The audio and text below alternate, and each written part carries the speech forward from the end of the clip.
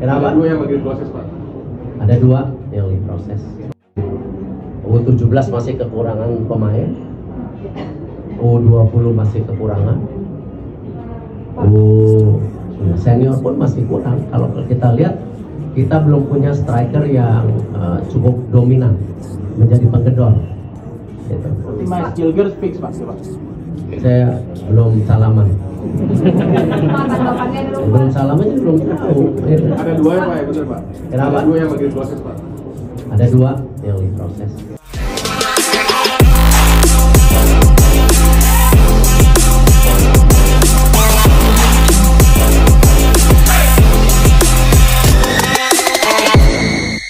Seperti dirahasiakan dan ada semacam operasi sunyi senyap menurut saya, tidak boleh digembar-gemborkan. Mungkin saja ini dilakukan agar tidak gaduh dalam hal pemberitaan, karena bisa aja simpang siur kan banyak pemberitaan tentang naturalisasi ini. Ini diupayakan oleh PSSI untuk lebih tenang, tapi sekarang mereka sudah bekerja. Arya sudah memberikan kode, bahkan ada pasti tim yang sudah bekerja untuk melihat pemain-pemain siapa yang akan dipanggil masuk di tim nasional, di tim senior. Operasi Senyap Erick Thohir resmi lanjutkan proses naturalisasi Hairul Riedewald dan Pascal Struijk jelang ronde 4 kualifikasi Piala Dunia. Diam-diam menghanyutkan, tanpa banyak suara, tanpa sorotan media besar, namun langkahnya pasti. Itulah yang dilakukan oleh Ketua Umum PSSI, Erick Thohir, dalam misi besar membentuk tim nasional Indonesia yang tangguh dan siap bersaing di panggung dunia. Jelang ronde keempat kualifikasi Piala Dunia 2026, Erick kembali melakukan gebrakan melalui Operasi Senyap, kali ini dengan resmi melanjutkan proses naturalisasi dua pemain berdarah Indonesia yang berkarir di Eropa, Hairul Riedewald dan Pascal Struijk. Langkah ini adalah bagian dari strategi besar untuk memperkuat lini belakang timnas. Dalam pertandingan tingkat Asia dan dunia, soliditas pertahanan menjadi kunci. Maka tak heran, PSSI menargetkan dua bek tangguh ini untuk memperkokoh barisan pertahanan Garuda di laga-laga mendatang. Hairul Riedewald adalah nama yang sempat mencuat dalam radar PSSI beberapa tahun lalu. Pemain yang kini bermain untuk Crystal Palace di Liga Inggris ini memiliki darah Indonesia dari garis keturunan ibunya. Bek serba bisa ini bisa bermain sebagai bek tengah, gelandang bertahan, atau bahkan bek kiri. Keunggulannya adalah kecerdasan membaca permainan dan ketenangan saat menguasai bola di bawah tekanan. Namun, nama Riedewald sempat menghilang dari pembicaraan publik. Banyak yang mengira PSSI tidak lagi melanjutkan prosesnya. Tapi ternyata, di balik layar, Erick Thohir bersama tim hukum dan scouting PSSI terus menjalin komunikasi dengan sang pemain dan keluarganya. Kini, di saat yang tepat, proses itu kembali dipercepat. Sementara itu, Pascal Struijk, bek jangkung andalan Leeds United, sudah menjadi incaran PSSI sejak pertengahan 2024.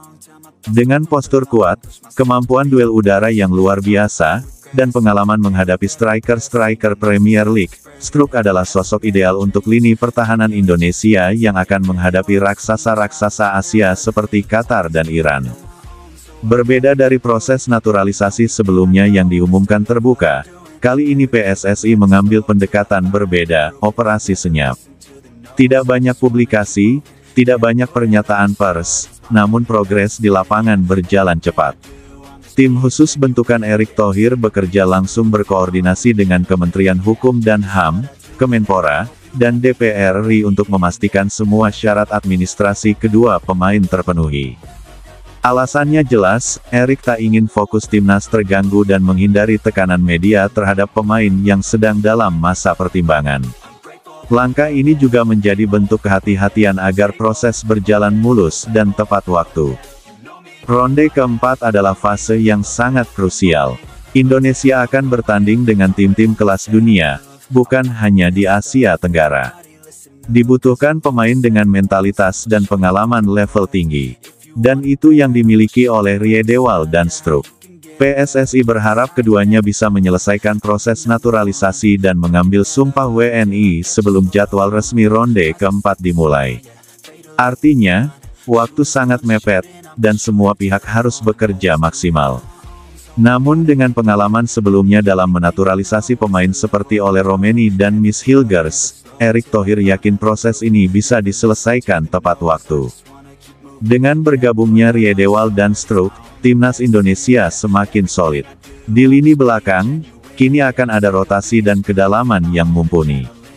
Kombinasi mereka dengan J.I.Z., Kevin De dan Justin Hubner akan menciptakan pertahanan yang kuat, berpengalaman, dan fleksibel. Patrick Kluivert, pelatih kepala timnas Indonesia, menyambut baik langkah ini. Ia bahkan dikabarkan sudah memasukkan nama Hairo dan Pascal dalam skema permainan yang sedang ia rancang untuk babak berikutnya. Meski dilakukan secara senyap, kabar ini tetap bocor ke publik dan disambut antusiasme luar biasa. Di media sosial, nama Hairo Riedewald kembali trending. Netizen yang sebelumnya sempat kecewa karena prosesnya sempat terhenti, kini kembali percaya bahwa mimpi melihat Indonesia di Piala Dunia bisa jadi kenyataan. Di sisi lain, Struijk dianggap sebagai hadiah besar, karena selama ini ia diharapkan bisa memperkuat lini belakang timnas. Banyak yang menyebut langkah ini sebagai kode keras, bahwa Indonesia benar-benar serius membangun kekuatan global. Langkah naturalisasi ini bukan hanya soal menambah kekuatan di lapangan. Ini adalah bagian dari kebangkitan harga diri sepak bola Indonesia. Bahwa kini kita bisa menarik pemain-pemain Eropa berdarah Indonesia untuk kembali dan membela negeri leluhurnya. Hairo Riedewald pernah mengatakan dalam wawancaranya, "Indonesia bukan negara asing bagi saya. Di rumah, budaya Indonesia selalu hadir. Jika saya bisa memberikan sesuatu untuk timnas, maka saya akan melakukannya dengan bangga." Sementara Pascal Struijk menyebut, "Saya selalu bangga dengan darah Indonesia saya. Bermain untuk Indonesia akan menjadi bagian penting dalam hidup saya."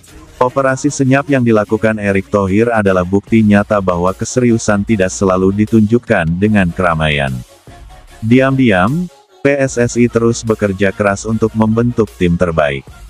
Naturalisasi Hairo Riedewald dan Pascal Struijk bukan hanya penambahan pemain, tapi langkah maju menuju impian besar, tampil di Piala Dunia. Dengan kehadiran pemain berkualitas Eropa dan perpaduan dengan talenta lokal terbaik, timnas Indonesia kini bukan hanya kompetitif, tapi juga diperhitungkan di level Asia.